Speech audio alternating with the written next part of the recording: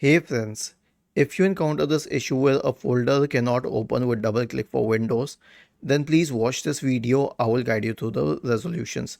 Now first of all, open the File Explorer window. Click on these three dots at the top right corner, select Options, and make sure that in the General tab this radio button is selected. Double click to open a single item.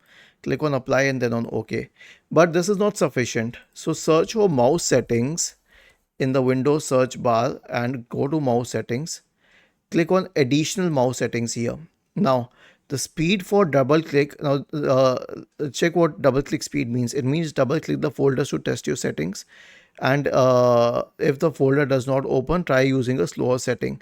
So we will slow this down. This basically means that simultaneous double clicks to open a folder will require more time. I mean, you get a higher time frame for that. Simply click on apply and OK. And now the problem should be resolved for most of the users. Was this helpful? If yes, then please subscribe to the channel. If not, then let us know in the comment section of the video on how we could help you further. Thank you for watching this video and have a nice day.